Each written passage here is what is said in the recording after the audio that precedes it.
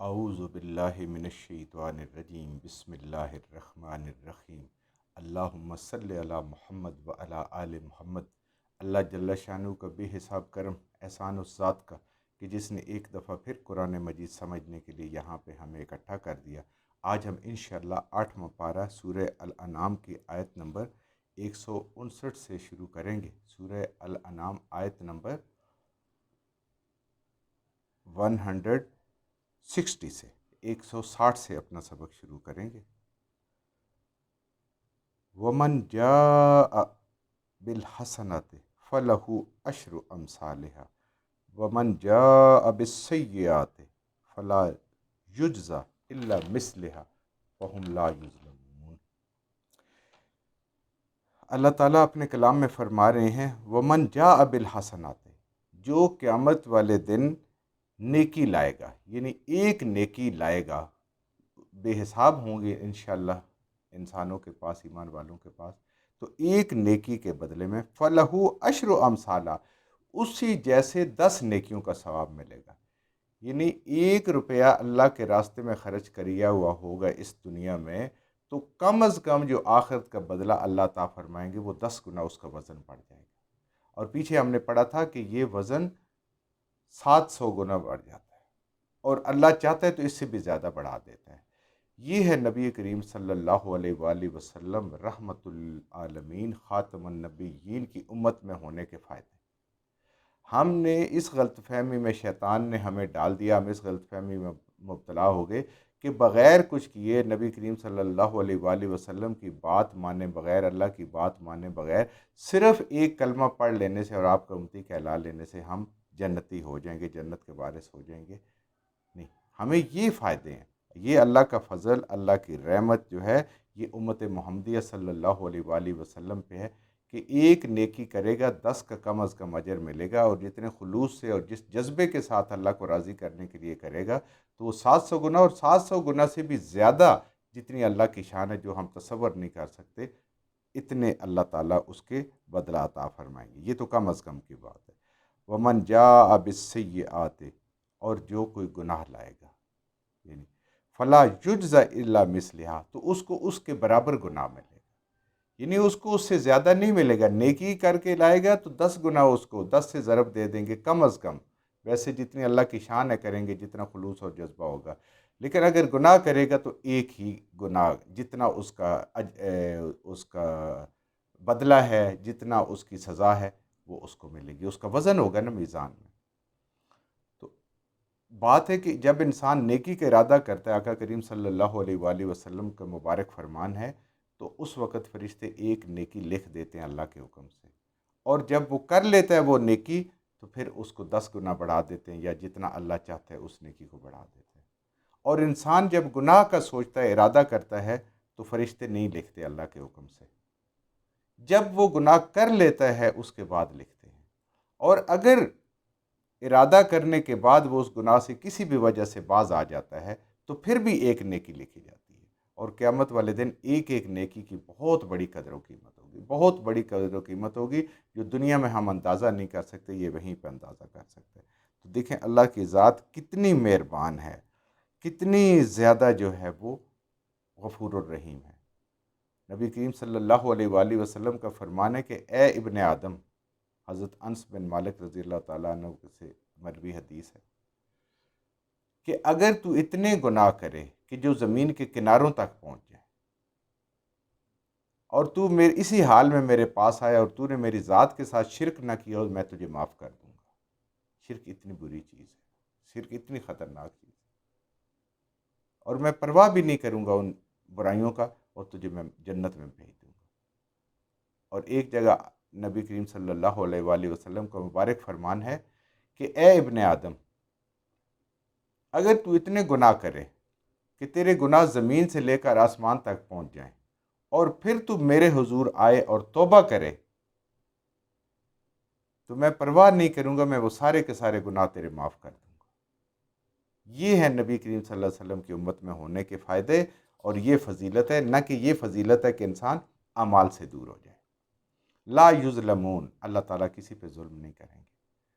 اور اسی اللہ تعالیٰ کے اسی ظلم نہ کرنے کا تقاضا ہے کہ جو ظالم ہیں دنیا میں ان کو سزا ملے آخرت میں۔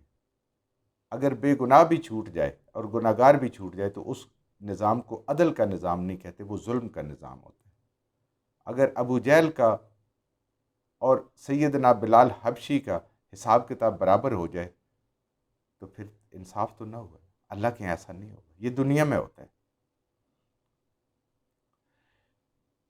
اب دیکھیں اللہ تعالیٰ کی اتنی مہربانی ہے انسان پہ، اب صرف اور صرف وہی محروم رہ سکتا ہے جس نے یہ فیصلہ کیا ہوا ہے کہ میں نے محروم رہنا ہے۔ صرف وہی ہلاک ہو سکتا ہے جس نے فیصلہ کیا ہوا ہے کہ میں نے نہیں ماننی نہ قرآن کی نہ نبی کریم صلی اللہ علیہ وسلم کی، اپنی مرضی کی زندگی گزارنی ہے، وہ اپنے آپ کو ہلاک کرنے پہ تلا ہوا ہے۔ تو اس کے علاوہ تو اب اور کوئی، اللہ تعالیٰ نے تو انتہائی کرم اور فضل اس امت پہ فرما دیا۔ قل اننی ہدانی ربی الی صراط مستقیم، بے شک میرے رب نے ہی مجھے سیدھی راہ پر، صراط مستقیم پر ہدایت فرمائی ہے۔ نبی کریم صلی اللہ علیہ وسلم فرما رہے ہیں، اور الحمدللہ ہر بندہ جو ہدایت پر ہے وہ اللہ کے فضل سے ہے، اللہ کی رحمت سے ہے، اور اللہ کے فضل کے بغیر انسان کو ہدایت مل نہیں سکتی۔ ہدایت کے خزانے میرے رب کے پاس ہیں، اور جو اس سے مانگے گا ہدایت اللہ تعالیٰ اس کو عطا بھی ضرور فرمائیں گے۔ جیسے توبہ قبول فرماتے ہیں، درود شریف قبول فرماتے ہیں، ایسے ہی توبہ بھی قبول فرماتے ہیں۔ توبہ کرے پھر اس گناہ کا اعادہ نہ کرے، نیک کام کرے، اعمال صالح کرے، اللہ کے ہاں مقبول ہو جائے گا۔ صراط مستقیم کیا ہے؟ دین قیام ملت ابراہیم حنیفہ، یہ دین وہ ہے، صراط مستقیم وہ ہے جو حضرت ابراہیم علیہ السلام کا دین ہے۔ دین تو بنیادی طور پہ سب کا ایک ہی ہے، توحید سے شروع ہوتا ہے۔ حنیفہ، حنیفہ ہوتا ہے سب کو چھوڑ کر ایک اللہ کا ہو جانا، ایک طرف ہو جانا، یکسو ہو جانا، کوئی نہ شرک کی، نہ دنیا کی، نہ معاشرے کی، کسی کی پرواہ نہیں ہے، ایک اللہ کی پرواہ ہے اور ایک اللہ کا ہو جانا۔ وما کان من المشرکین، اور حضرت ابراہیم علیہ السلام نے کبھی شرک نہیں کیا، کبھی شرک نہیں کیا، یہ بار بار قرآن ہمیں بتاتا ہے۔ مکہ والے بھی کہتے تھے کہ ہم حضرت ابراہیم علیہ السلام کی اولاد میں سے ہیں، یعنی حضرت اسماعیل علیہ السلام میں سے ہیں، اور یہود اور نصارہ بھی یہی کہا کرتے تھے کہ ہم حضرت ابراہیم علیہ السلام کی اولاد سے ہیں۔ تو آج سارے وہ شرک میں مبتلا ہو گئے، کسی نے 360 بت کعبہ میں رکھ لیے، کسی نے حضرت عیسیٰ علیہ السلام کو نعوذ باللہ خدا بنا لیا، کسی نے حضرت عزیر علیہ السلام کو خدا بنا لیا، تو وہ تو مشرک نہیں تھے، کبھی شرک نہیں انہوں نے کیا۔ قل ان صلاتی و نسکی و محیای و مماتی للہ رب العالمین، اے نبی کریم صلی اللہ علیہ وسلم آپ بھی فرما دیں، اور آپ کے ساتھ آپ کی تمام امت فرما دے، یہ کہہ دے کہ میری نمازیں و نسکی، اور میری تمام عبادتیں، قربانی، مالی، بدنی، جسمانی، ساری، و محیایا، اور میرا جینا، و مماتی، اور میرا مرنا، للہ رب العالمین، صرف میرے اللہ کے لیے۔ میرے زندگی کا مقصد صرف اپنے رب کو راضی کرنا ہے، اور رب کیسے راضی ہوگا جب تک ہم قرآن کو پڑھیں گے نہیں، سمجھیں گے نہیں، ہمیں پتہ نہیں چلے گا رب کیسے راضی ہوگا۔ جب تک ہم سیرت مبارک پڑھیں گے نہیں، ہمیں نہیں پتہ کہ عمل کس طریقے سے کرنا ہے، کیونکہ عمل وہی قابل قبول ہے جس کا اللہ نے حکم دیا ہے اور جس کو نبی کریم صلی اللہ علیہ وآلہ وسلم نے کر کے دکھایا، اس طریقے پہ کرنا۔ اب توحید پر دیکھیں، توحید کے علم بردار حضرت ابراہیم علیہ السلام، توحید پہ قائم، اولاد کو توحید کا حکم دیا، ساری زندگی توحید پہ، آپ کو اللہ تعالیٰ نے توحید کا سمبل بنا دیا۔ لا شریک لہو، وہ تنہا ذات ہے، اس کا کوئی شریک نہیں ہے، اس کی ذات میں، اس کی صفات میں، اس کے اختیارات میں، اس کی ربوبیت میں، اس کی عبادت میں کوئی شریک نہیں۔ اگر کوئی شریک ٹھہرائے گا اللہ کے لیے وہ عمل بالکل قابل قبول نہیں، اللہ نہ اس عمل کی طرف توجہ دیں گے اور نہ اس انسان کی طرف توجہ فرمائیں گے۔ وَبِذَالِكَ أُمِرْتُ وَأَنَا أَوَّلُ الْمُسْلِمِينَ، اور مجھے یہ حکم دیا گیا ہے، اللہ کے نبی صلی اللہ علیہ وسلم فرما رہے ہیں، اللہ کہہ رہے کہ آپ کہیں کہ مجھے تو یہ حکم ملا کہ میں سب سے پہلا مسلمان بن جاؤں۔ نبی ہوتے ہی سب سے پہلا مسلمان ہے، خود ایمان لاتا ہے اس چیز پہ، پھر لوگوں کو دعوت دیتا ہے، ہر نبی پہلا۔ اور اللہ کے نبی کہہ رہے ہیں کہ مجھے تو حکم ہے کہ میں پہلا مسلمان بن جاؤں۔ دیکھیں نبی کریم صلی اللہ علیہ وسلم مسلمان، ابراہیم علیہ السلام مسلمان، ان کی اولاد مسلمان، اللہ نے ٹائٹل ہمیں مسلمان پسند کیا ہے۔ آج ہم کیسے کیسے گروہوں میں بٹ گئے ہیں، اور ہمیں مسلمان کہلانا اتنا اچھا نہیں لگتا، اور کسی کو کہیں کہ ہم مسلمان ہیں وہ مانتا بھی نہیں ہے، کہتے نہیں صحیح صحیح بات کریں، آپ ہیں کون آگے سے؟ استغفر۔ کل اغیر اللہ ابغی ربم وہو رب کل شیء، کیا میں اللہ کے غیر کو اپنا رب بنا لوں، اپنا حاجت روا بنا لوں، اپنا مددگار بنا لوں؟ میرا تو رب وہ رب ہے جو سب کا رب ہے۔ یہ تو کوئی کسی کا، کوئی قبیلے کا، کوئی خاندان کا، کوئی کسی سردار کا رب بنا ہوئے بت رکھے ہوئے ہیں۔ وہ رب ایک ہے جو سب کا رب ہے، کائنات کی جتنی چیزیں، جتنی مخلوقات ہیں، سب کے سب کا خالق اور اس کا پالنے والا اور اس کا خیال رکھنے والا ہے۔ وَلَا تَكْسِبُ كُلُّ نَفْسٍ إِلَّا عَلَيْهَا، نہیں کماتا کوئی شخص بڑی محنت سے مگر اپنے لیے، الا علیہ، اس کے لیے۔ اچھائی کرے گا اپنے لیے، برائی کرے گا اپنے لیے۔ وَلَا تَزِرُ وَازِرَةٌ وِزْرَ أُخْرَىٰ، کوئی اس دن کسی کا بوجھ نہیں اٹھائے گا، کوئی کسی کا بوجھ اپنے سر نہیں لے گا، خواہ بیٹا ہوگا، بیٹی ہوگی، ماں ہوگا، باپ ہوگا، بہن ہوگا، بھائی ہوگا، عزیز رشتہ دار، دوست ہوگا، کوئی اس دن بوجھ اٹھانے والا نہیں ہوگا۔ سب نے اپنے اپنے اعمال کے خود بوجھ اٹھانے ہیں۔ کوئی اپنے سر کسی کا گناہ نہیں لے گا، کوئی ذمہ داری نہیں لے گا۔ اس لیے بجائے کسی کی اندھی تقلید کرنے کے اور باتوں میں آنے کے، اس قرآن کو سمجھنا چاہیے، نبی کریم صلی اللہ علیہ وسلم کی سیرت کو پڑھنا چاہیے۔ ثم الی ربکم مرجعکم فینبئکم بما کنتم فیہ تختلفون، اور پھر تم سب نے اس رب کی طرف لوٹ کر، مرجعکم، جس مرکز سے تم آئے ہو اسی میں واپس تو نے جانا ہے، اور پھر اللہ تعالیٰ تمہیں بتائے گا جو اعمال تم کر کے لائے ہو اس دنیا میں، اور جس میں اختلاف کرتے تھے کہ یہ قرآن اللہ کی کتاب نہیں ہے، اس کے بغیر گزارا ہو جائے گا، گھر رکھ لیں گے، اپنی مرضی کی زندگی جی لیں گے، یہ سارا کچھ ہے۔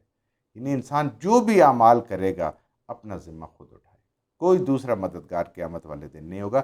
ہر بندہ، نبی کریم صلی اللہ علیہ وسلم فرماتے ہیں کہ لگام تک، یعنی کہ منہ تک، وہ اپنے پسینے میں ڈوبا ہوا، اتنا خوف ہوگا۔ وَهُوَ الَّذِي جَعَلَكُمُ الْخَلَائِفَ الْأَرْضَ وَرَفْعَ بَعْضَكُمْ فَوْقَ بَعْضٍ دَرَجَاتٍ، اور وہی ذات ہے جس نے تجھے زمین میں خلیفہ بنایا اور رفع، اور بلند کیے، بعضکم، بعض کے، فوق، اوپر، بعض درجات۔ دنیا میں ہر انسان برابر نہیں ہے، کسی کے پاس مال زیادہ ہے، کسی کے پاس دولت زیادہ ہے، کسی کے پاس عقل زیادہ ہے، کسی کے پاس علم زیادہ ہے، کسی کے پاس صحت زیادہ ہے، کسی کے پاس حسن زیادہ ہے۔ بہت ساری چیزیں ہیں جو مختلف ہیں، اور یہ مختلف رہیں گی۔ اللہ تعالیٰ فرماتے ہیں یہ ہم نے فضیلت دی ہے، یعنی یہ فرق جو ہے یہ اللہ نے ڈالا ہے، یہ کوئی کر نہیں سکتا ہے۔ مال کا فرق ہو سکتا ہے، صحت کا فرق ہو سکتا ہے، قوت کا فرق ہو سکتا ہے، عقل کا فرق ہو سکتا ہے، مقام اور صلاحیت کا فرق ہے، اور ہے لازمی ہے۔ کیوں؟ لِیَبْلُوَکُمْ فِی ما آتاکم، تاکہ ہم آزمائیں جو کچھ ہم نے تمہیں عطا کی ہے، جو نعمتیں ہم نے تمہیں دی ہیں، جس میں کسی بھی انسان کو برتری دی ہے اللہ تعالیٰ نے دوسروں کی نسبت، وہ سب آزمائش میں ہے۔ غریب بھی آزمائش پہ ہے کہ کیا وہ اس پہ صبر کرتا ہے کہ نہیں، امیر بھی آزمائش میں ہے کہ کیا وہ شکر کرتا ہے یا نہیں، رب کے راستے میں جن کا حق ہے ان کو حق ادا کرتا ہے کہ نہیں، علم والے کے لیے کہ وہ علم کو اپنے پاس رکھتا ہے یا دوسروں تک پہنچاتا ہے، اس پہ عمل کرتا ہے یا اس پہ نہیں کرتا، صحت والے کے لیے اس کے لیے کیسے اس نے وقت گزارا، کیسے جوانی گزاری، یہ ساری چیزیں، یہ سب کے امتحان ہیں۔ ان ربک سریع العقاب، بے شک اللہ اپنے نافرمانوں کا بہت جلد ان کو عذاب دینے والا ہے، اپنے کچھ زندگی گزرتے پتہ بھی نہیں چل رہا۔ وَإِنَّهُ لَغَفُورٌ الرحیم، اور بے شک وہ بڑا غفور الرحیم ہے، اس نے تمہیں زندگی کی مہلت دی ہوئی ہے کہ اس مہلت سے فائدہ اٹھا لو۔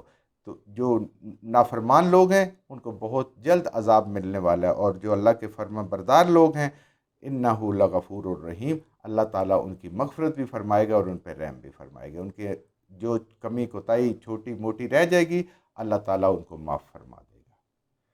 آج الحمدللہ ہماری سورہ الانعام ختم ہوئی، زندگی رہی تو کل انشاءاللہ سورہ الاعراف شروع کریں گے۔ جو کچھ ہم نے صحیح صحیح پڑھا اللہ ہمارے ذہنوں میں، دلوں میں بٹھا دے، جہاں جہاں پڑھتے ہوئے بولتے ہم سے غلطیاں ہوگی اللہ میں معاف فرما دے، اور ان غلط باتوں کو ہمارے ذہنوں سے، دلوں سے اللہ کی ذات نکال دے۔